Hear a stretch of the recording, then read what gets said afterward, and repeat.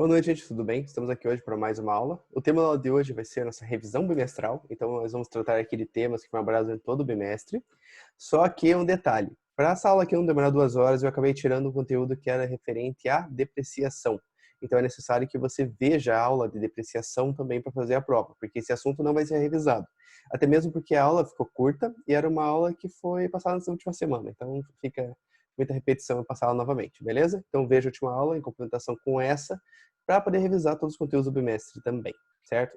Lembrando também que essa aula aqui de revisão, ela não necessariamente substitui todas as aulas que foram passadas no bimestre.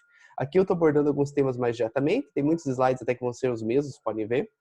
Na real, acho que quase todos eles são repetições, que eu mudei um pouco foi os exercícios e dei uma resumida neles um pouquinho.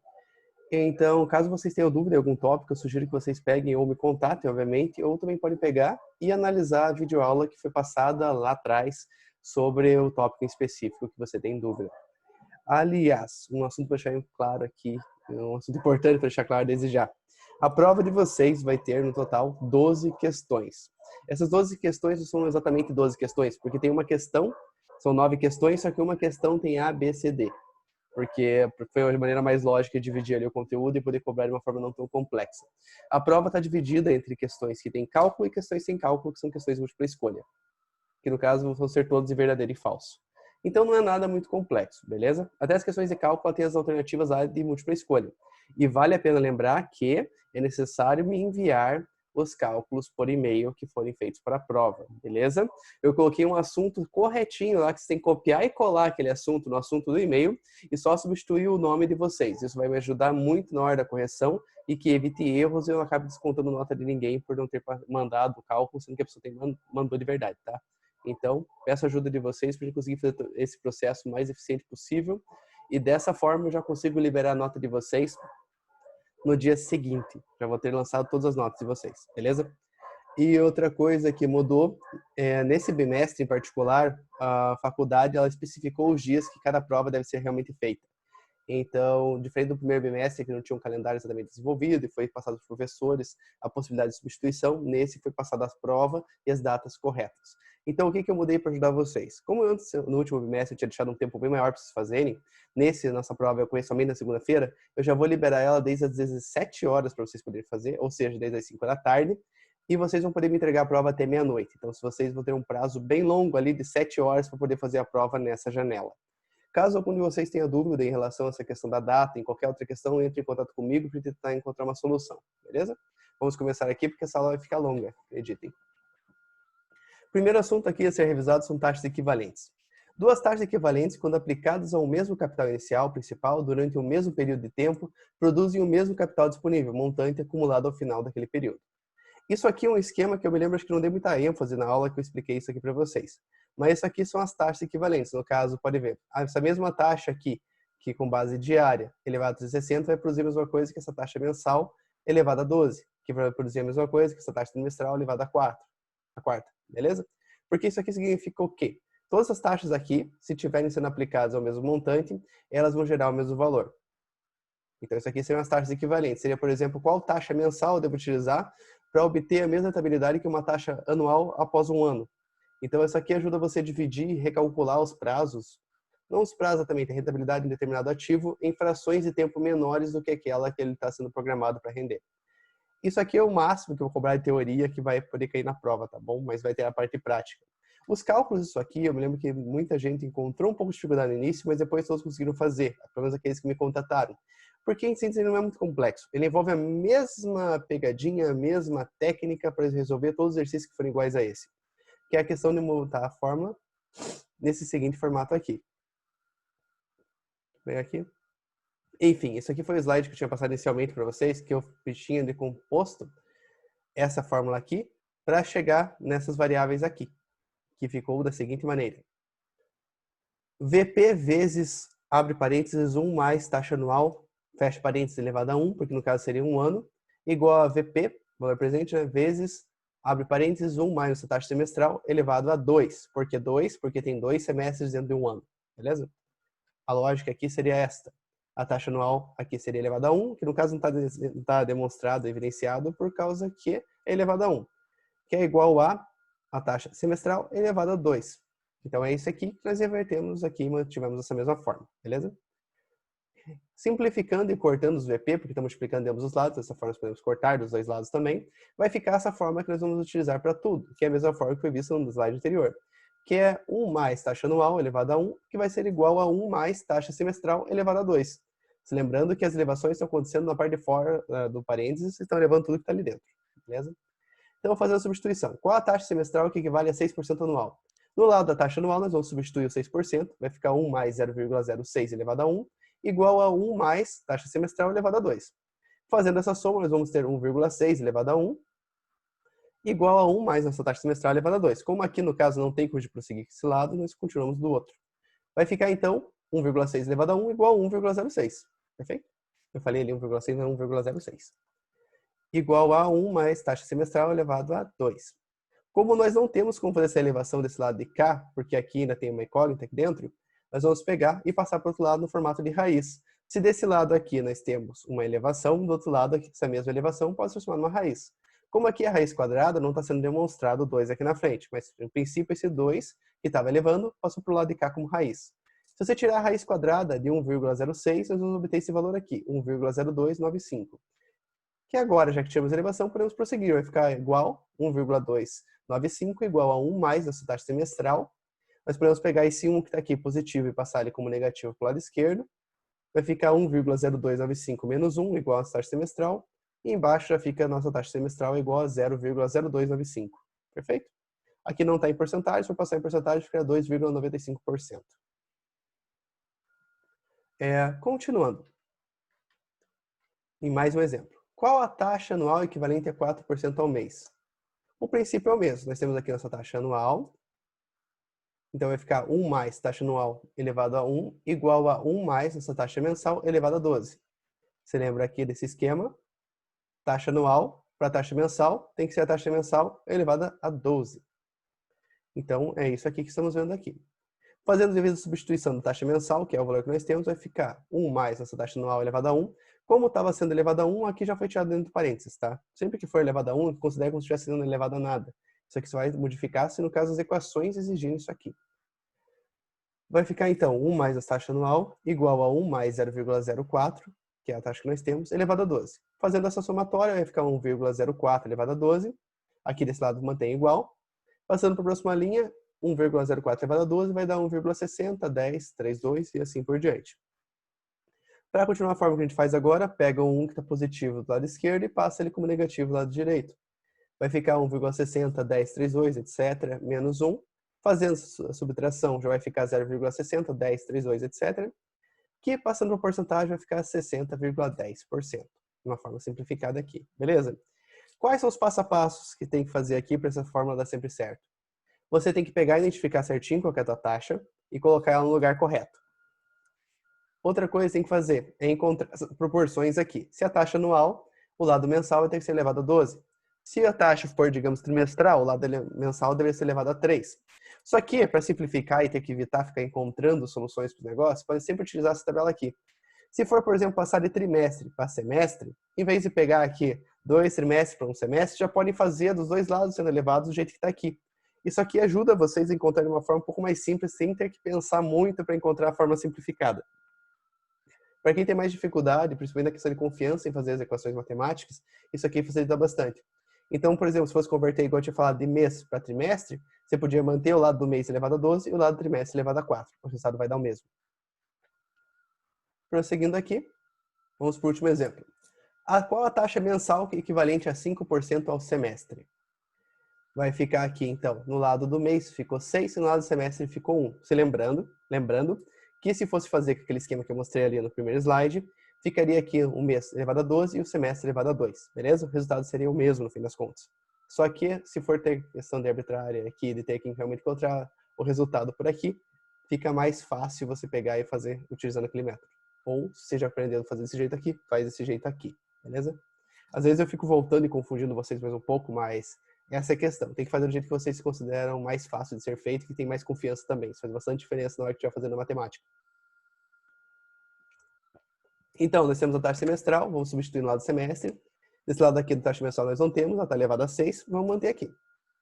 Então, do lado de cá vai ficar aqui 1 mais 0,05 elevado a 1. Embaixo, fazendo a somatória, fica 1,05 elevado a 1, que vai ficar igual a 1,05. Do lado de cá, nós temos a equação sendo elevada à sexta, beleza? Então, nós podemos pegar esse 6 e passar para o lado direito como raiz. Então, ficou a raiz de 6 de 1,05 e o lado de cá saiu a elevação. Para a linha de baixo, aqui não tem mais elevação, podemos abrir o parênteses, vai ficar 1 mais a nossa taxa mensal, igual a raiz de 6 de 1,05. Vai ficar, então, 1,00816484 e assim por diante. Para continuar resolvendo a mesma metodologia, vai pegar o 1 do lado esquerdo e passar subtraindo do lado direito. Se o 1 tivesse do lado direito, se passar, subtraindo do lado esquerdo. Isso aqui que é o pulo do gato para acertar toda a questão, porque esse é o único jeito de resolver aqui na parte final. Fazendo a subtração, vai ficar 1,00816484 menos 1, que vai dar um total aqui, nossa taxa mensal, de 0,00816484. Se fosse passar isso aqui a porcentagem, seria 0,8%, beleza? Então, se lembre, identificar as proporções exatas para ver qual lado eleva o quê, ou quanto está sendo elevado de cada lado. Substituir corretamente a taxa pela taxa certa. Então, aqui está 5% do semestre, não vai colocar no mês, vai colocar diretamente no semestre, tá bom? Isso aqui é uma questão mais de atenção, mas faz parte e muitas pessoas erram por causa disso. Passar a raiz para o lado oposto, quando você já não tiver elevação maior no lado certo, e depois passar o 1 subtraindo para o outro lado. É simples, eu acredito que a maior parte de vocês conseguiram fazer esse exercício. Se ainda não conseguiram aprender, me avisem que eu gravo outro vídeo e passo diretamente para vocês, explico por áudio, ajudo vocês a resolverem passo a passo. Então, estou totalmente à disposição de vocês, tá bom? Então, o que precisarem, me avisem que a gente dá um jeito. Segundo tópico, descontos. O desconto deve ser entendido como a diferença entre o valor futuro do título e o valor atual na data da operação. Embora seja frequente a confusão entre juros e descontos, tratam-se de dois critérios distintos. Enquanto o cálculo dos juros e a taxa se refere, que tá a taxa referente, tá? Ao período da operação incide sobre o capital inicial, no desconto a taxa do período incide sobre o montante ou valor futuro. Então, essa pequena diferença aqui, porque uma vai ser um valor que vai estar crescendo e outra vai ser um valor que está diminuindo. É basicamente essa lógica.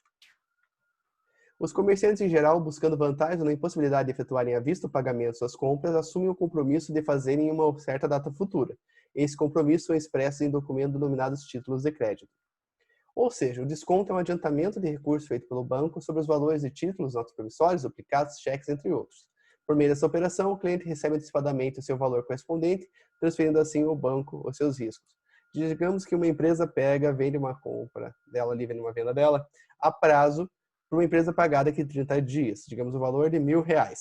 Só que essa empresa precisa de dinheiro agora, ela não pode esperar 30 dias. Então o que ela faz? Ela vende para uma instituição bancária essa dívida que alguém tem com ela, no caso o valor de R$1.000, por R$900. Dessa forma ela pega esses R$900 agora e o banco vai cobrar R$1.000 dessa pessoa daqui a um mês, correto?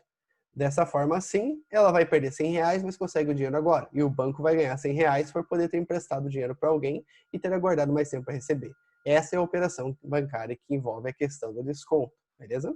Existem outros tipos de desconto, mas envolvem matemáticas diferentes, cálculos diferentes, são descontos comerciais, digamos que às vezes algum fornecedor pode efetuar para outra pessoa. São descontos diferentes que nós necessariamente estamos tratando aqui, certo? Prosseguindo, nós temos aqui 4 tipos principais de desconto, que são desconto comercial simples e composto e desconto nacional simples e composto. O mais utilizado é o desconto comercial simples, porque ele gera um maior valor de desconto. Para a instituição bancária, o ideal é que ela pague o menos possível para essa dívida que ela está adquirindo. Dessa forma, quando ela receber, ela vai ganhar um valor maior, beleza? Então, para o banco, sempre é melhor descontar mais, porque dessa forma ele vai comprar aquele produto que ele está adquirindo, aquela dívida, por menos. Aqui estão as fórmulas do desconto. Essas aqui são as fórmulas de desconto racional simples, fórmulas de desconto racional composto. Isso aqui eu já tinha dado na aula. Se quiserem ver mais, peço-lhes que voltem naquela aula antes de pegarem e fazerem os exercícios, seja o que for passado. Eu não expliquei isso ainda, mas eu passei uma lista de exercícios que não vale nota para essa semana. Você não precisa me enviar ela nem resolução. Tanto que ela já tem as respostas, ela não tem só o procedimento de resolução. Eu peço para vocês tentarem resolver ela e verem se conseguem chegar naqueles resultados, pelo menos de forma aproximada. Dessa forma, vocês vão estar melhores preparados para a prova, certinho? Prosseguindo, lá vai ter mais exercício que vai ser cobrado na prova, na prática. E, obviamente, os valores vão estar diferentes, mas vocês fazendo aquilo ali, conseguindo fazer todos os exercícios que estão ali, vocês vão bem na parte de matemática da prova, beleza? Prosseguindo, essas aqui são as formas de desconto comercial. Tem desconto comercial simples, são essas fórmulas aqui. e desconto comercial composto. Obviamente, não vamos precisar utilizar todas as fórmulas para fazer a prova e muito menos para fazer o exercício que foi passado na revisão. O exercício que eu coloquei aqui para revisão, o meu exercício que já tinha colocado na aula, tá bom? Mas na lista de revisão de vocês está diferente. Tente fazer lá. Um título de valor nominal de 35 mil é descontado 6 meses antes do seu vencimento. A taxa de juros de 1,5% ao mês. Qual o desconto racional simples, racional composto, comercial simples e comercial composto? Então aqui nos nossos dados, nosso valor nominal é 35 mil, que é o valor da data de vencimento. Nossa taxa aqui de desconto vai ser 1,5% ao mês. E nosso tempo são 6 meses. E essas aqui são as fórmulas que nós vamos utilizar. Para obter o desconto racional simples, nós vamos utilizar essa fórmula aqui. E depois, quando nós já tivermos o valor com o desconto, que seria o nosso valor atual, nós vamos aplicar essa fórmula aqui para descobrir o valor do desconto dado. Joinha? Então, aplicando essa fórmula, nosso valor nominal era 35 mil, nossa taxa era 1,5%, então vai dar 0,015% ao mês, vezes 6, que é o nosso tempo, que está aqui, que são 6 meses. Prosseguindo com a fórmula, fica 35 mil divididos por 1 mais 0,09, que vai dar 35 mil divididos por 1,09, que vai dar um total de valor atual de 32.110,09. Para descobrir o desconto, então a gente pega o valor nominal, que era o valor de vencimento, menos o valor com o desconto, que vai dar a diferença entre eles, que foi o desconto dado. Nesse caso aqui, desconto nacional simples, o valor de desconto foi 2.889,90. Fórmula bem simples. Isso aqui, acho que tudo que a gente viu nesse bimestre é o mais tranquilo de tudo. Porque a lógica dele é tranquila e é fácil identificar os valores também. Beleza? Prosseguindo, desconto nacional composto. A fórmula é a mesma, só que em vez do T estar dentro, multiplicando o D, ele está elevando o parênteses inteiro. Então vai ficar 35 mil mais 0,015 elevado à sexta. Somando os dois vai dar 1,015. Elevado à sexta dá 1,093. Dividindo 35 mil por 1,093, vamos ter como valor atual 32.021,96. Agora a gente faz o quê? Nós pegamos o valor nominal menos o valor com desconto para obter o valor da diferença, que é o desconto dado, que vai dar aqui no total 2.978,05. Perfeito? Eu acho que aqui não é tão difícil. Vamos ver as próximas formas. As próximas foram ver até mais tranquilo, porque elas lembram diretamente as fórmulas de juros. Podem ver aqui que essa fórmula é praticamente igual à fórmula de juros simples. Perfeito? Continuando, desconto comercial simples vai ficar VA igual nosso valor nominal, que é 35 mil, vezes, abre parênteses, 1, que é fixo, menos nossa taxa, vezes 6. Então, na linha de baixo, nós temos VA igual a 35 mil, vezes 1, menos 0,09, que é o resultado de 0,015 vezes 6. Fazer a subtração, que é a única diferença que tem na fórmula de juros aqui, para essa fórmula de agora. Vai ficar 35 mil vezes 0,91. Desculpa, gente, eu estou meio enrolado, mas é cansaço de fazer provas e revisões e afins, tá? Peço a compreensão de vocês. Mas fica 35 mil vezes 0,91. O resultado disso aqui nós vamos ter 31.850. Para fazer a mesma operação para descobrir o desconto, nós vamos colocar desconto igual ao valor nominal menos o valor atual, que vai ser igual a 35 mil menos 31.850, que vai nos dar de desconto o valor de 3.150. Perfeito? Próximo. Desconto comercial composto. Podem ver que a forma ela é igual à forma de juros, só muda um pequeno detalhe também, juros compostos. E no montado fica como? Fica valor atual igual a 35 mil vezes 1 menos 0,015. Só que em vez do 6 está multiplicando dentro do parênteses, agora está levando lá de fora. Na linha de baixo fica 35 mil vezes 0,985 elevado à sexta. Fazendo essa elevação, nós vamos obter esse valor aqui, 0,9133. E fazendo a multiplicação desse valor por 35 mil, vamos obter o valor atual de 31.965,79. Fazendo a subtração agora para descobrir o desconto, fica 35 mil menos 31.965,79, que vai dar um total de desconto de 3.034,21 centavos. Aquele último slide de conclusão, o desconto nacional simples ficou 2.889,90, desconto nacional composto ficou 2.978,05 centavos, desconto comercial simples ficou 3.150 e desconto comercial composto ficou 3.034,21 centavos. Qual que é mais vantajoso aqui para o banco? Este aqui. Por quê? Isso aqui não é uma conta que nós estamos indo pagar, a gente ganha um desconto sobre aquele valor que nós estamos indo pagar. É um desconto que o banco está nos dando na dívida que está comprando de nós Para ele poder vender essa dívida no futuro, no caso, quando ele receber um lucro sobre esse valor. Ele vai ter que ganhar em cima disso. Então, o banco nos compra aquela dívida para nos dar o dinheiro agora adiantado, um certo valor de desconto, que é esse valor aqui. Para o banco, o desconto comercial simples sempre é o que mais compensa. Por isso, até mesmo que ele é o mais utilizado. Para o banco, esse cálculo aqui de desconto, ele dá um desconto maior naquela duplicata. Dessa forma, o banco, quando receber aquela duplicata, ele vai receber essa diferença aqui. Perfeito? Então, para o banco, apesar até da diferença ser pequena entre elas, mas se você for ver da maior, que é 3.150, para 2.889, dá uma diferencinha razoável ali. Então, para o banco, sempre vai ser aquilo que ele vai conseguir o maior desconto. Vai ser o melhor de todos. Por isso que o desconto comercial simples é o mais utilizado. Beleza? Lembra vocês, façam os exercícios que estão na lista de revisão para poder fazer a prova mais tranquilos. Beleza? Se conseguirem fazer os exercícios daquela lista de revisão, vocês vão conseguir fazer os exercícios da prova também. Certinho? Então, vamos prosseguir. Séries, uniformes e pagamentos. Isso aqui, acho que é a parte mais complexa, que tem maior quantidade de fórmulas de todas. Só que aqui o que eu vou cobrar na prova, eu já vou dizer para vocês, porque eu dei uma reduzida aqui para ninguém sair em pânico e não ter que decorar, sei lá, tipo, mais de 20 métodos de cálculo diferentes para conseguir fazer a prova. Então, vamos lá. Séries, uniformes e pagamentos. São prestações, seja de pagamentos ou recebimentos, que apresentam as seguintes características. São iguais e uniformes, são consecutivas. O que indica isso aqui? Todas as parcelas têm o mesmo valor. Então, por exemplo, você parcelou aquela televisão em, sei lá, 10 parcelas de R$500, todas as parcelas são R$500, elas não modificam com o passar do tempo. Por isso que é uma série uniforme. Todos os pagamentos também são consecutivos e têm o mesmo prazo de pagamento.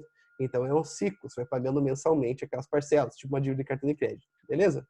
Séries uniformes são pagamentos uniformes e valores uniformes. Não tem muito segredo nisso aqui. Eles podem ser dois tipos, postecipadas, modelo END. Nesse modelo, a primeira parcela só ocorre após ter passado o primeiro período, ou seja, você não dá entrada. Então, se parcelou sua televisão em 10 vezes de R$500, você só vai pagar a primeira parcela decorrido um mês. Você não pagou nada à vista. No modelo antecipada Begin, nesse aqui a primeira parcela já ocorre no início da entrada, e a segunda após passar o primeiro período. Então, você já dá uma entrada. Ou seja, vai ter um valor a menos para ganhar juros ali dentro, porque você já está adiantando um valor. Teoricamente, você vai pagar menos seguindo essa metodologia. O que vai cair na prova? Eu vou cobrar esse modelo antecipado, a Begin. Já estou falando para vocês que vai cair para vocês estudarem, beleza? E o que tem especial nisso aqui? A fórmula dele é um pouquinho mais complexa, tem um detalhe a mais. Então, eu peço para vocês, que quando forem estudar, estudem essa metodologia aqui, utilizando a metodologia antecipada Begin, beleza? Modelo Begin. Olhem as formas do modelo Begin e não confundam com as formas do modelo End, porque já teve gente que me perguntou com dúvidas, porque quando estava fazendo exercício, confundia uma fórmula com a outra, ou tentava fazer tudo com o modelo Begin ou tudo com o modelo End. Como na lista de exercícios eu tinha passado no modelo Begin, naquela lista era para usar os cálculos do modelo Begin. E agora eu estou falando a mesma coisa novamente. Como foi essa que a gente praticou e tudo mais, é esse que eu vou cobrar na prova e é esse que eu estou cobrando na lista de revisão. Joinha? Seguindo. Para descobrir, aqui, formas para parcelas antecipadas, modelo Begin. Como eu falei, só vou cobrar o modelo Begin, então nem vou postar aqui nessa revisão as formas do modelo End. Para descobrir o valor emprestado pago à vista, essa fórmula aqui. Para descobrir o valor da parcela do empréstimo, essa fórmula aqui. Para descobrir o valor que terá pago no final, isso aqui é quando você pegar e ficar juntando parcelas que você está pagando, seja para juntar dinheiro próprio para pagar uma dívida. Para descobrir o valor que deve ser pago para atingir o objetivo, esta fórmula aqui. O que eu vou estar cobrando na prova? Não vou mentir para vocês que eu vou cobrar as 4 ou posso cobrar as 4. Eu vou ser mais direto. Eu vou cobrar essas duas fórmulas que estão aqui. Essa primeira aqui. Calcule o valor que você possuirá ao final de 12 meses se fizer depósitos mensais de R$500 em um fundo de aplicação com uma taxa de 1% ao mês, sendo paga a primeira parcela à vista. Certo? É esse o tipo de cálculo que eu vou cobrar. Para resolver essa questão aqui, você precisa utilizar essa fórmula aqui, que é o valor que você possuirá ao final de um determinado período enquanto você está guardando dinheiro sob uma taxa de juros tal, certo? Você está rendendo o seu dinheiro lá por estar emprestando ele para a instituição financeira, seja lá qual for. Pode ser um banco, uma conta poupança, uma conta da vida e afins, tá bom? Qualquer uma dessas vale. Então, para resolver, PMT igual a 500, nossa taxa é 1% ao mês, no caso 0,01, e nosso tempo são 12 meses. Está aqui os dados, todos aqui descritos diretamente, sem muita confusão. Montando na fórmula, vai ficar valor futuro igual a 500 vezes, abre colchete, 1 mais nossa taxa, elevado ao nosso tempo, mais 1, tá? Aqui tem que ter esse mais um, é importante. É a característica principal do modelo Begin, tá? No modelo End não teria esse mais um. Menos 1 mais a taxa dividido pelo valor da taxa. Na linha de baixo nós já temos 1,01 elevado a 13, que é a soma desses dois, mais a elevado da soma desses dois, que dá aqui 1,01 elevado a 13, menos a soma desses dois, que dá 1,01, divididos pelo valor da taxa, que é 0,01. Continuando, fazendo essa elevação, nós vamos ter aqui 1,138093, assim por diante, menos o valor de 1,01, divididos por 0,01. Na linha de baixo, nós vamos fazendo essa subtração, nós vamos obter esse valor aqui, que vai dar 1,128093, assim por diante, divididos por 0,01. Fazendo essa divisão, nós vamos obter esse valor aqui, dentro dos colchetes, que vai ser 12,809328 e assim por diante. Multiplicando esse valor por 500, nós vamos ter esse valor aqui de 6.404,66. Então, se você pegar durante 12 meses, guardar 500 por mês, e esse quentão estiver rendendo ali 1% ao mês, todo o valor que estiver guardando, você vai ter no final desse período R$ 6.404,66. Aqui no caso, como você teria guardado quentão por mês, você teria ganho aqui no final, sem a taxa de juros, R$6.000, que seria 500 vezes 12. Mas como tem essa taxinha de rentabilidade aqui, vocês ganharam R$404 sem fazer nada. O dinheiro trabalhou para vocês. É essa a lógica daqui. Perfeito? Continuando. O outro que eu vou cobrar é esse modelo aqui. São só essas duas formas, tá? Não precisa entrar em pânico, é só isso aqui. Calcule quanto você deve depositar mensalmente em um fundo de aplicação com taxa de 1% ao mês para que possua um montante de R$6.000 ao final de 12 meses, sendo paga a primeira parcela à vista. Se fosse utilizar essa lógica aqui para guardar quinhentão igual no último, você lembra ali que se você não tivesse a taxa, tem que guardar R$500 por mês. Só que como tem rentabilidade, você não vai precisar guardar os 500, pode poder guardar menos. Começando a resolver. Nosso valor futuro é 6.000, que é o valor que a gente pretende chegar. A nossa taxa é 1% ao mês também, que é 0,01. E nosso tempo são 12 meses.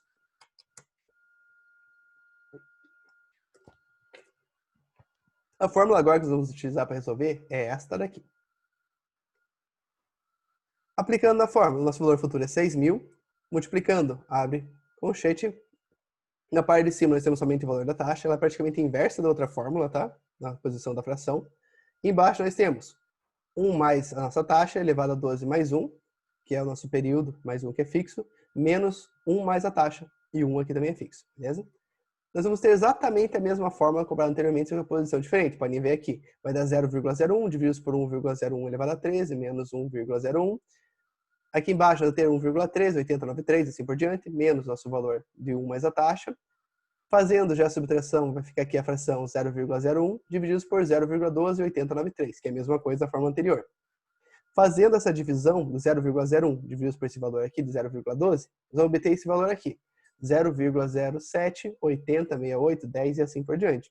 Multiplicando por 6.000, nós vamos descobrir que o valor da parcela que a gente teria que depositar mensalmente durante um ano para atingir o valor de 6.000 não é R$500, e sim 468,41.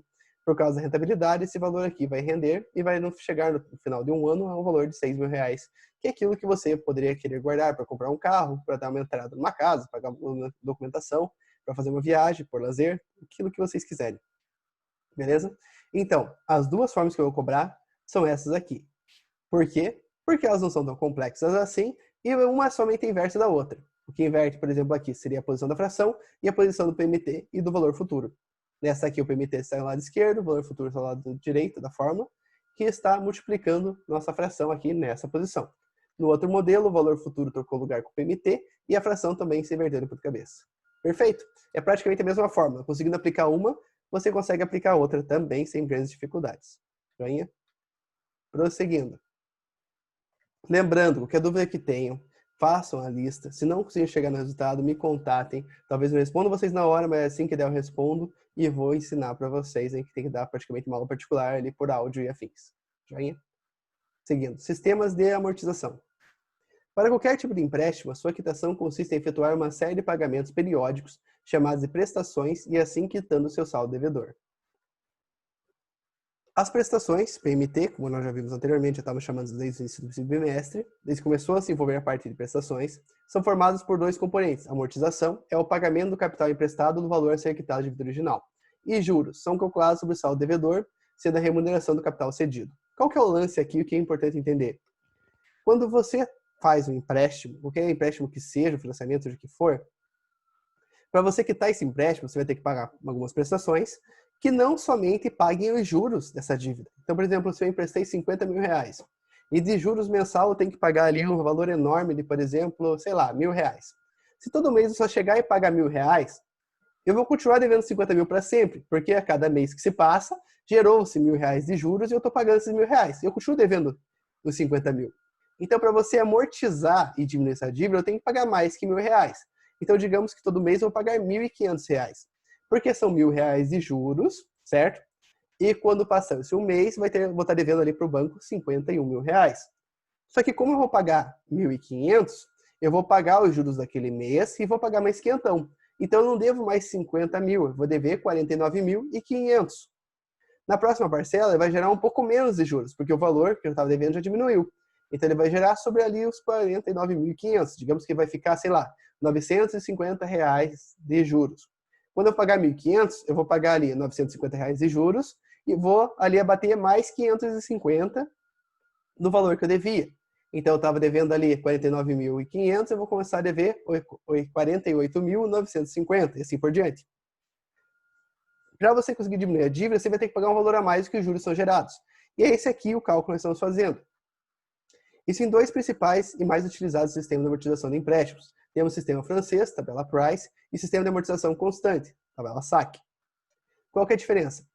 O sistema tabela Price, esse sistema de amortização é o mais utilizado pelas instituições financeiras, pelo comércio, ele é formado por prestações iguais consecutivas. Isso aqui é a grande diferença de um para o outro. No sistema tabela Price, ou seja, no sistema francês, as parcelas são iguais. Então, segue esse exemplo que eu falei. Todo mês eu vou pagar R$ 1.500. Dessa forma, eu pago um pouco do montante original para ser amortizado ali. E pago também os juros gerados. Perfeito? Eu falei no caso do montante original, mas entenda isso assim. Eu pago da dívida que eu contraí originalmente, uma parte, e pago também os juros que estão sendo gerados. Dessa forma, eu garanto que em determinado período de tempo, que nesse caso ali levaria pelo menos uns 50 meses, eu pagaria a conta que eu estou devendo. A diferença aqui é no modelo tabela Price, as parcelas vão ser iguais consecutivas, você vai ser R$ 1.500. Exemplos de aplicação: crédito direto ao consumidor, CDC e financiamento de veículos. Uma vez que os juros incidem sobre o saldo devido e que esse decresce conforme as prestações são pagas, podemos dizer que as amortizações do principal serão crescentes. Porque, você lembra aquele exemplo que eu dei? Eu devia 50 mil, paguei 1.500 no primeiro mês. Então, eu paguei R$ 1.000 de juros e baixei 500. Ficou 49.500. Paguei mais 1.500 no mês seguinte. Ficou 48.950. O que aconteceu? Podem ver que cada mês que se passa, eu estou pagando mais, estou amortizando mais. Por isso que fala que as amortizações do principal serão crescentes. Cada vez eu estaria amortizando mais, porque eu vou gerando menos juros, porque eu estou diminuindo o valor que eu devo, e dessa forma eu estou pagando mais, cada vez mais rápido. Beleza? Ou seja, os juros são calculados sobre o saldo devedor do empréstimo no início do período. Isso aqui, para mim, sinceramente, é o que menos importa agora. Qualquer financiamento que vocês forem fazer, vocês vão poder utilizar uma planilha, fazer esse cálculo, uma calculadora online, o que vocês quiserem de ferramenta que esteja ao alcance de vocês.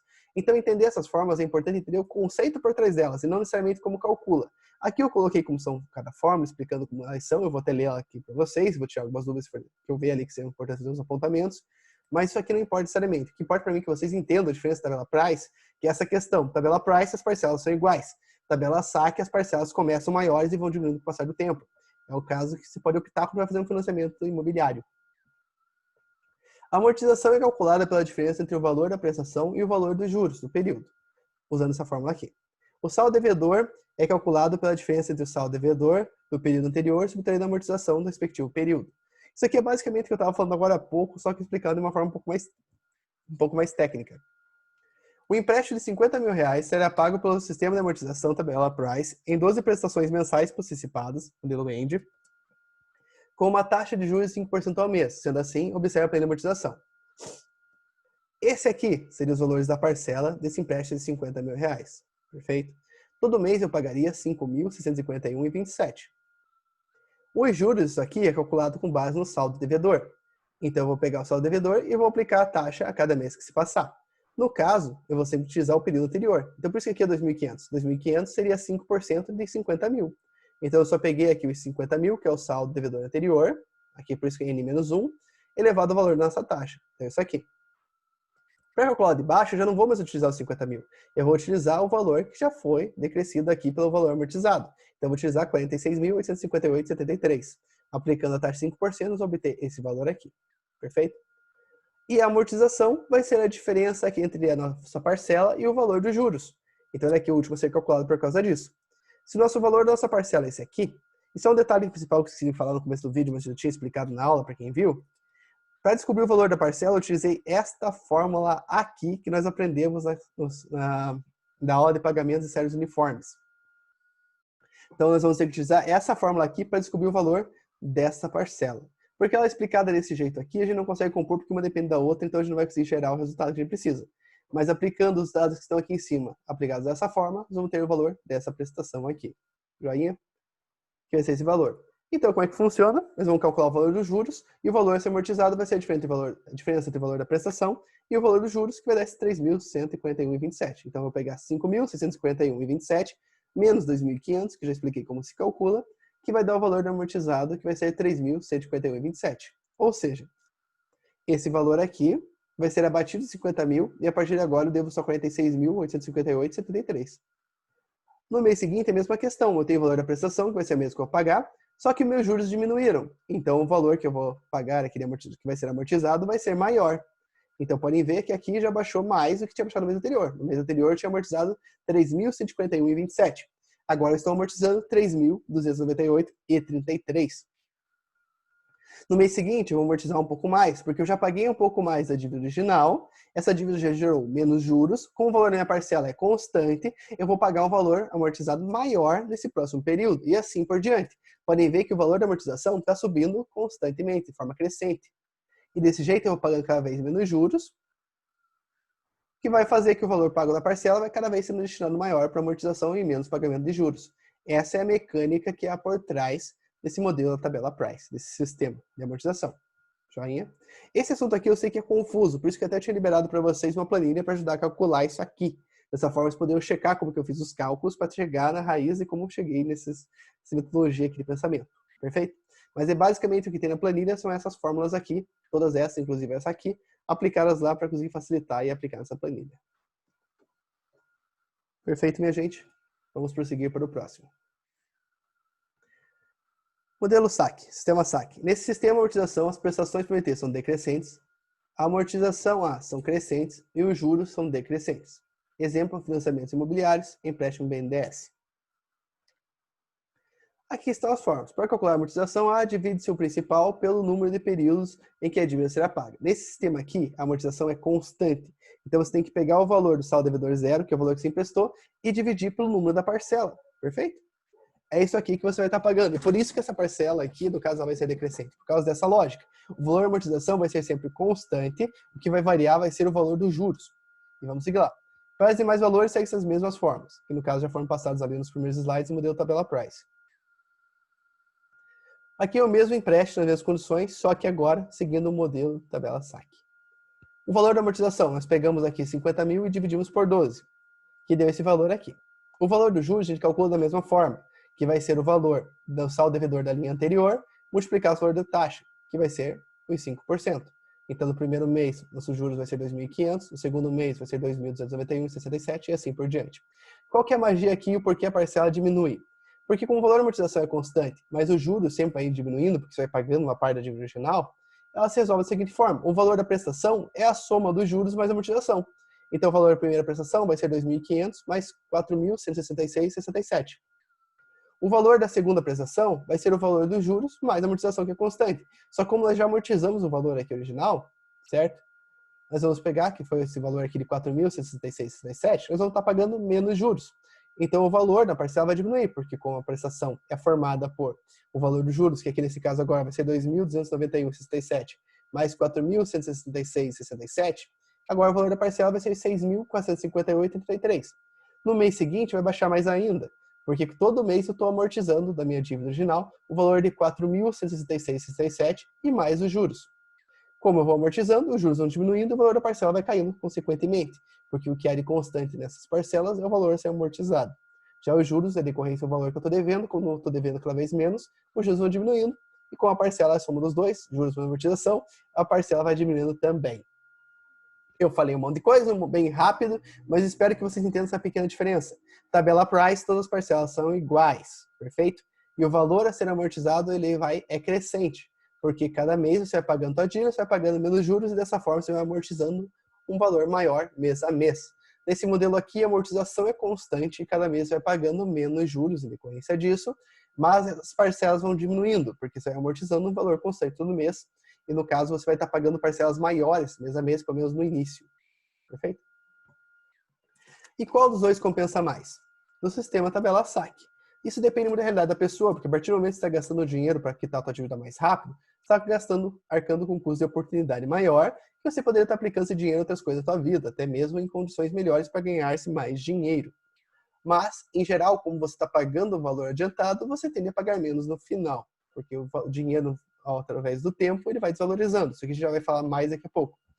Mas essa relação faz com que, assim que você está pagando o valor maior adiantado, você vai pagar menos juros e vai poupar dinheiro no final das contas. Pessoal, já li para vocês. Gente, essa aula vai ficar longa, tô ficando com a garganta seca já. Nesse sistema, a prestação inicial é superior à prestação fixa apresentada pela Price, uma vez que a última prestação é menor. No início, paga-se mais, porém termina-se pagando a prestação menor, assim como um valor um valor pago total menor no final. Que é o que eu tinha falado. Como você está pagando dinheiro adiantado, você vai pagar menos juros no fim das contas e vai economizar ali, vai evitar de gastar dinheiro. Agora, o nosso último tópico da revisão: viabilidade financeira de investimentos. Começando. O processo de avaliação de investimentos demanda de uma série de informações financeiras. Isso ocorre pois variáveis mercadológicas e econômicas interferem intensamente nos critérios de análise de investimentos. Por quê? Quando você está avaliando investimentos, você está analisando questões que vão muito além da empresa, ou muito além de nós mesmos, se o investimento é para nós mesmos. Nós temos que ver questões, por exemplo, quais seriam oportunidades melhores de investimentos. Porque às vezes o investimento para você vai trazer um retorno X em determinado período, mas tem um risco maior. Outros investimentos trazem um risco menor e ganham menos. Essas análises financeiras envolvem uma espécie de comparação entre esses tipos de investimentos para você ver o que é mais vantajoso realmente para a empresa. Isso não é só uma análise matemática, tem outras questões ali que são qualitativas também, como, por exemplo, a adequação daquele projeto, daquele investimento para o negócio da empresa. Se a empresa vai conseguir mais clientes, vai melhorar a relação dos clientes que ela já tem fazendo esses investimentos. Então, tem muitas relações que têm que ser analisadas aqui para isso aqui poder apresentar resultados bons e válidos para a empresa, beleza? Informações mínimas para avaliação de investimentos. Fluxo líquido de caixa. Ele é medido para cada período ou intervalo de tempo, sendo obtido pela diferença entre os fluxos de entrada e saída de caixa. Para o seu cálculo, só considera-se as reais movimentações financeiras, desconsiderando-se as receitas e despesas essencialmente contábeis, depreciação, amortização, entre outras. Lembrando que a nossa aula de depreciação eu não vou revisar, ela está aqui nos tópicos acima. Pesquisem ali e vejam a videoaula que ela ficou curta, ficou menos de meia hora, dá para ver tranquilo antes de fazer a prova novamente. Taxa mínima de atratividade pode ser definida como uma taxa mínima de retorno que o investimento deve proporcionar para se pagar. Nele devem ser vinculados fatores como risco e custo de oportunidade. Você lembra que aquela taxinha que vai valorizar teu dinheiro ali que está ganhando, de forma que você consiga, digamos, comparar investimentos de uma maneira um pouquinho melhor. Porque se você pode ganhar dinheiro aplicando dinheiro no banco, sem ter risco e preocupação nenhuma, e você vai ganhar investindo numa empresa essa mesma quantidade de dinheiro mês a mês ali, tendo um baita risco, podendo correr, inclusive, risco de falência, perder dinheiro e tudo mais, vale a pena você deixar seu dinheiro no banco.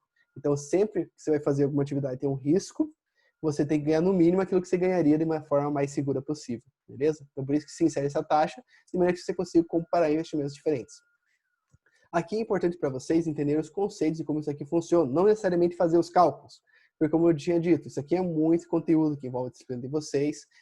Se um dia vocês precisarem fazer esse tipo de análise, quiserem mandar um WhatsApp para complementar, inclusive passar mais informações para vocês, pode passar. Se quiserem mais informações agora, entre em contato comigo. Se quiserem conversar sobre como fazer uma análise dessa na prática, entre em contato comigo, eu estou à disposição de vocês, beleza?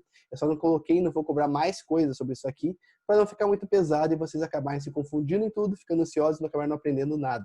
Então, entendendo somente esses conceitos e como eles funcionam, já é uma informação muito valiosa para vocês.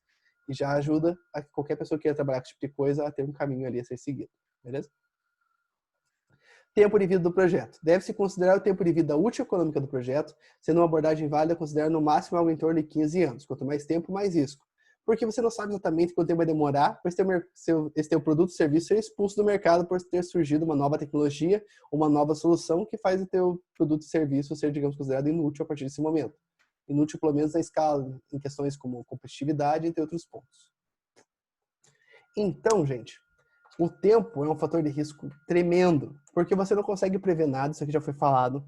Daqui pelo menos um ano você não consegue ter uma previsão exata. Então imagine prever algo por mais de 15 anos. Por isso se coloca esse tempo, esse deadline ali, para as pessoas não acabarem fazendo planejamentos mais longos que isso e acabando quebrando a cara. O melhor cenário é planejar no máximo 5 anos. É difícil ter um produto que consiga durar mais de 5 anos no mercado. Pelo menos um produto seja área de tecnologia e afins. Obviamente, umas coisas tipo fermento em pó nunca saem no mercado e vai ser sempre a mesma coisa. Mas a relação desse tipo de análise é diferente, perfeito? Então, sempre calcular projetos com o menor tempo possível. Porque aqui, quando a gente está aplicando a taxa mínima de atividade, e ela vai diminuindo o valor com decorrência do tempo, para o projeto em si, não vale muito a pena lá na frente. E ela já considera já a desvalorização ainda maior em períodos muito lá para frente, muito posteriores. Então, um prazo de 5 anos já é mais que adequado. Vale ressaltar que a análise de investimentos visa antecipar, por meio de estimativas, o retorno que será obtido por meio de diferentes projetos.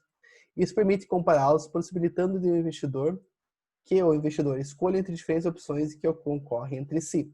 A análise envolve aspectos quantitativos e qualitativos, aquilo que eu tinha falado para vocês.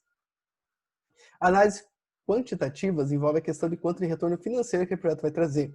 E análise qualitativa envolve outras questões, como, por exemplo, a adequação daquele projeto, aquele investimento para a empresa, retornos que podem ser trazidos de forma subjetiva, seja por apreço maior dos clientes, conseguir mais clientes, fidelizar melhor esses clientes, garantir uma produção melhor dos próprios funcionários. Essas questões têm que ser avaliadas também dentro do investimento, não é só dinheiro que vive a empresa. A longevidade e a sustentabilidade do seu negócio envolve algumas questões que são feitas muito além do dinheiro. Os valores da empresa serem propagados, uma adequação, uma proposta coesa e tudo mais, faz tudo parte desse projeto também. Beleza? Exemplos de aspectos quantitativos, custos, tempo de vida útil, retorno esperado. Exemplos de aspectos qualitativos, relação com a estratégia da empresa. Se eu tenho uma empresa que fabrica geladeira, não adianta eu começar a vender coisas totalmente aleatórias como medicamentos, porque eu não vou conseguir propagar o valor dessa marca, que já faz, digamos, doméstico, não sei o que falei, refrigerador, qual exemplo tinha dado, faz produtos, digamos, durante 20, 30 anos, já tem uma confiança no mercado, para medicamentos. Todo mundo vai saber que o medicamento que essa empresa vai estar fabricando vai ser novidade para ela. Então, ela não vai conseguir propagar essa reputação que ela já tem construído vendendo eletrônico, vendendo medicamento. Só que a reputação negativa é facilmente transpassada. Então, se o medicamento fazer mal para alguém, a marca que fabrica eletrônicos, no caso da mesma empresa, né, vai ser prejudicada sim, porque as pessoas conseguem associar muito melhor as coisas negativas do que as positivas, pelo menos de maneira consciente. Então, é complicado. Experiência da equipe, não adianta, que nem eu falei ali o exemplo da geladeira, da empresa que faz eletrônica, da empresa que faz medicamento.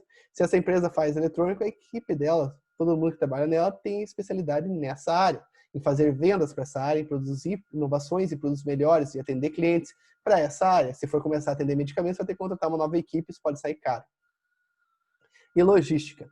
Você tem que ver como está a tua disposição em relação, digamos, a esse projeto e afins, e se você consegue trocar ele com perfeição para aquele público que você almeja. Se você está situado numa região muito longe do teu público-alvo, às vezes vai exigir um investimento maior para você conseguir atuar em outra área. Às vezes teu produto ou serviço vai acabar ficando meio caro. Então tudo isso tem que ser levado em consideração. Nesse caso aqui, considere mais a logística como uma parte relacionada à posição geográfica da empresa e dos negócios que ela possui. Beleza? Vamos falar agora um pouco de payback. Essa técnica de análise possibilita encontrar o prazo necessário para que um investimento se pague. Ele possui duas formas de ser calculado. Payback simples considera o valor do dinheiro no tempo. Payback atualizado, descontado, atualiza o valor do dinheiro, isso por meio de uma taxa mínima de atratividade. Nós estamos falando do TMA. Qual que é a questão aqui? Temos o payback simples e o payback descontado. No valor do payback simples, a gente só vai pegar o fluxo de caixa que tivemos aqui e vamos somando mês a mês até encontrar um momento onde esse saldo aqui, esse fluxo de caixa vai ficar positivo. Isso significa que você pagou o investimento inicial e a partir desse momento, o que o negócio começa a ter com aquele projeto, aquele investimento, é lucro, propriamente dito, beleza? Ele começou a ganhar daquelas despesas que aquele produto estava dando. aqueles gastos correntes que aquele produto ou serviço estava dando, aquele projeto. Perfeito. Só que aqui, ele demorou 7 anos para se pagar. Em 7 anos, com a inflação que nós temos agora, de pelo menos 5%, vai dar uma inflação considerável somada ali à decorrência desse período, certo? Então, ou seja, esse dinheiro que você está recebendo aqui no 7º ano, ele não vale a mesma coisa que valia esses 15 mil nesse primeiro ano, porque esse valor já está desvalorizado. Então, o que a gente faz com o fluxo de caixa descontado? Nós vamos pegar e aplicar essa taxa de desconto, que ela é aplicada. Sugiro que vocês, para ter informações detalhadas disso aqui, vejam a videoaula sobre análise de investimentos, vejam essa videoaula que eu já passei no passado ali, e vejam, eu expliquei um pouco melhor como é formada a matemática desse cálculo aqui, beleza? Então, para conseguir atingir o valor de desconto, eu vou fazer a fórmula desse jeito aqui. É 1 divididos por 1 mais nosso valor da taxa, que no caso aqui é 10%, que no caso é 0,10, elevado pelo número do período. No caso, o período 0 vai ser igual a 1, porque tudo que é elevado a 0 dá 1. Isso aqui foi falado nas primeiras aulas do semestre. No caso do primeiro período aqui, no caso do término do primeiro ano, vai ser 1 dividido por 1,10, que é o valor da nossa taxa, né? 1 mais nossa taxa, elevado a 1, que é o ano em questão. Fazendo aqui essa divisão, vamos ter 0,91 desconto. Então, eu pego esse valor que está aqui e multiplico pelo fluxo de caixa. Dessa forma, eu vou ter o valor do fluxo de caixa descontado, que é esse valor aqui do fluxo de caixa descontado que eu vou utilizar para ir criando um payback descontado. Dessa forma aqui, eu estou desvalorizando o dinheiro do jeito que eu considero a melhor forma possível. Porque não é só a desvalorização da inflação, tem desvalorização também de moeda, tem desvalorização do próprio produto em si, não está sendo tão depositado no mercado, de o custo de oportunidade, você poder ter utilizado esse dinheiro em outra coisa. Então, tudo isso aqui é considerado esse fator de desconto. Então, se lembrem, eu faço essa fórmula aqui, elevando a parte de baixo da fração pelo valor do período. O resultado que deu dessa divisão de 1 por 1, mais o valor da taxa, elevado pelo número do período, eu vou pegar e multiplicar pelo valor do fluxo de caixa dessa primeira coluna aqui, e vou ter no valor do fluxo de caixa descontado. Esses valores aqui do fluxo de caixa descontado, que eu vou criando o payback na mesma lógica que foi criado esse aqui. Eu vou pegando o valor que está aqui, somo com o da linha, dá o valor que está embaixo. Somo com o da linha, dá o valor que está embaixo e assim por diante. Perfeito, gente? Então, meus queridos, na verdade, peraí, que a formação que eu passei aqui está um pouquinho confusa, não é isso aí não. É o valor que está aqui, eu abato no de cima e dá o de baixo. O valor que está aqui, eu abato no de cima e dá o de baixo. O valor que está aqui, eu abato no de cima e dá o valor que está embaixo, tá bom? Essa aqui é a fórmula. Eu acredito que tenha passado para vocês uma planilha para fazer esse tipo de cálculo. Se eu não passei, a relação matemática aqui é simples, tá? É realmente isso que foi falado.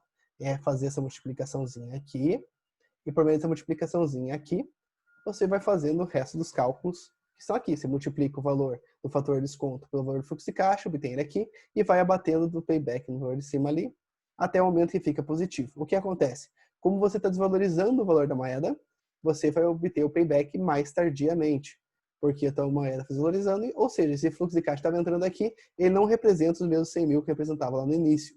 Então, como você já está aplicando essa desvalorização de 10% ao ano, o dinheiro vai se valorizando cada vez mais, porque isso aqui cumulativamente,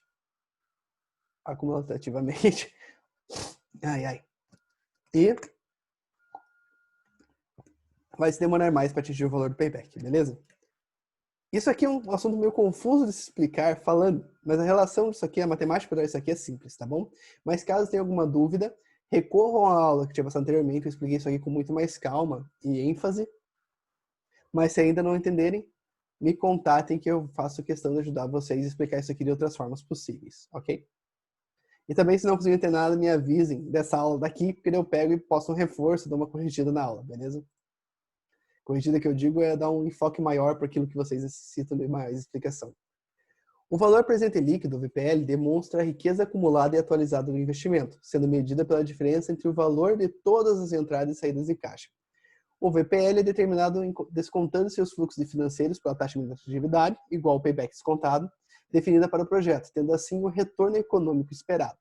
O critério de aceitação ou rejeição do projeto é muito simples. Se o valor do VPL for menor que 0, no período desejado, deve ser rejeitado. Então vamos lá. Se você quer ter um retorno em determinado período, então o VPL tem que ser positivo em determinado período. É a mesma lógica que vamos ter ali para o payback. Então aqui, o valor presente líquido de qualquer momento pode ser calculado por essa fórmula aqui.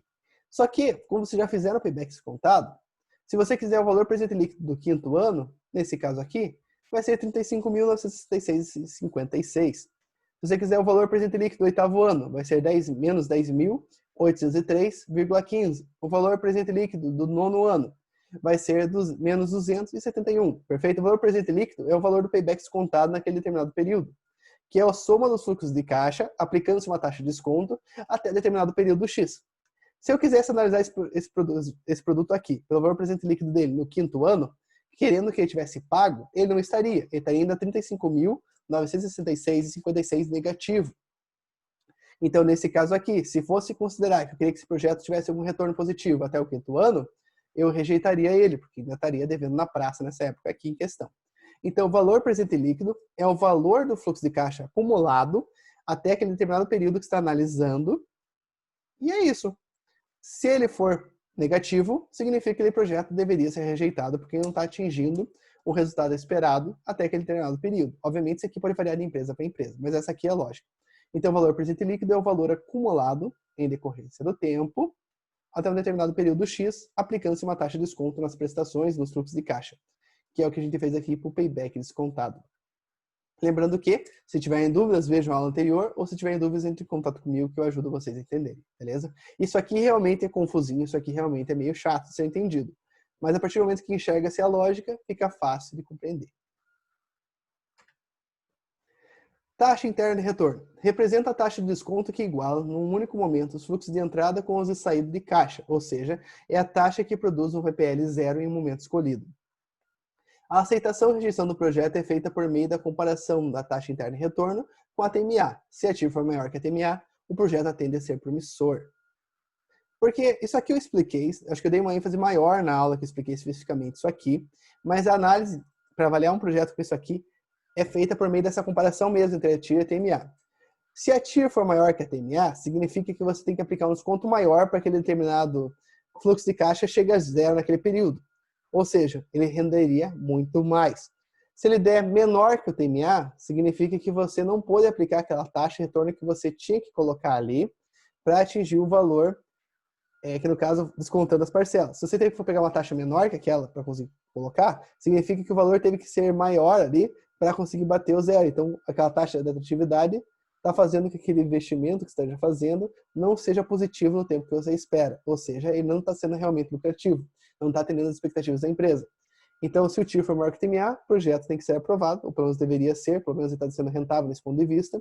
Se ele for menor, significa que o fluxo de caixa, os ganhos acumulados daquele projeto até o período em questão de análise, não são suficientes para a empresa. É só essa relação de proporção que tem que entender aqui. Perfeito? Então, aqui está a fórmula.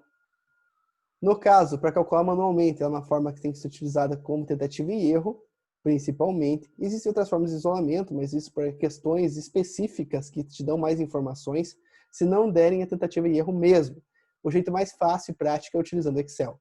Você tem que colocar, usando essa fórmula tira aqui, os períodos, no caso o valor de 50 mil, o que foi emprestado, e os fluxos de caixa. Para conseguir atingir a zero, você utiliza a fórmula e já te diz o valor dessa taxa. Isso aqui é que é utilizado realmente para fazer análise de investimento, tá? Não é fazer a fórmula que está aqui em cima para fazer esse cálculo. É utilizando a fórmula do Excel. Porque daí você só aplica essa fórmula nos fluxos de caixa que você espera e você já consegue comparar com a TMA. Consegue até colocar uma funçãozinha para ficar colorido e vermelho se ficar negativo, se ficar menor que a TMA, e ficar verdinho e positivo se ficar maior que a TMA. Perfeito? Então, assim que você calcula e faz essa análise de investimento, utilizando o Excel. Não cabe a vocês fazer esse cálculo aqui, porque não faria necessariamente sentido. Porque é muita dificuldade e ia confundir ainda mais vocês.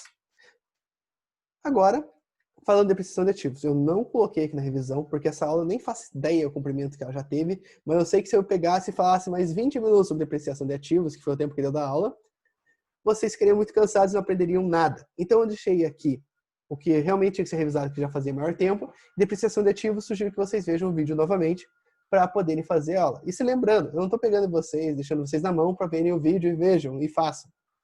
Se vocês tiverem dúvida, entrem em contato comigo, tá bom? Estou à disposição de vocês. Eu só não fiz aqui para o vídeo não ficar muito longo. Então, gente, a aula de revisão é isso. O que vai cair nas questões matemáticas foram os que foram passados aqui com fórmulas. O que não tem equação matemática passada aqui, que seria essas análises de investimentos, esse tipo de coisa, Eu não vou cobrar matemática disso aqui. Eu vou cobrar a teoria. Então, estudem a teoria, entendam, para vocês vão poder consultar, porque vocês vão estar em casa, vão poder ter o computador aberto e o celular aberto com os slides se quiserem, isso não é problema. Só que peço que estudem tudo, para fazer o ensino de vocês ter mais significado. E caso vocês realmente não se lembrem, procurem. De qualquer forma, procurem para conferir as questões dos slides, não é um problema. Só estudem, por favor, para que o aprendizado de vocês seja mais rico e consigam fixar alguma coisa nesse semestre que está um caos para todo mundo, beleza? Gente, obrigado por terem visto essa aula até o final. Obrigado por ter visto todas as aulas até hoje, quem viu todas as aulas. Obrigado para as pessoas que entram em contato periodicamente para tirar dúvidas e afins. Obrigado a participação de vocês. Eu entendo que muitas pessoas também não participam porque também não têm dificuldades, grandes dificuldades e conseguem aprender por conta e até preferem esse meio mais isolado de aprendizado. Não tem problema também. Façam todas as listas. A última data para envio de lista é dia 14 de junho, certo? É o próximo domingo. Então, façam todas as listas até domingo. A partir de domingo não vão estar mais disponíveis, porque senão eu não vou conseguir fechar as notas a tempo e minha meta é lançar todas as notas de vocês até a terça-feira, para poder fechar o diário logo, todo mundo saber que vai ficar de final, vai poder ficar de final, em paz, já sabendo disso. Quem for ficar de férias já vai estar de férias já, então é melhor para todo mundo. Lembrando que estou disponível para vocês, você já tem meu WhatsApp. Quem não tem, está anunciado aí no top aí em cima, só pegar e mandar mensagem. Eu fico feliz em poder ajudar vocês e ajudar a resolver dúvidas, tá bom? Quando vocês ficam quietinhos, eu não sei se vocês pegaram e aprenderam ou estão com dúvida e estão com vergonha. Então, se tiverem dúvida, por favor, entre em contato e eu faço questão de ajudar vocês. Perfeito? Uma boa semana a todos. Qualquer dúvida, entre em contato comigo na live, por direct no Ava, pelo chat no Ava ou por WhatsApp. Estou disponível para vocês. Pode demorar um pouco para responder, mas respondo e ajudo todo mundo. Perfeito? Obrigado, gente, por mais uma aula e até mais.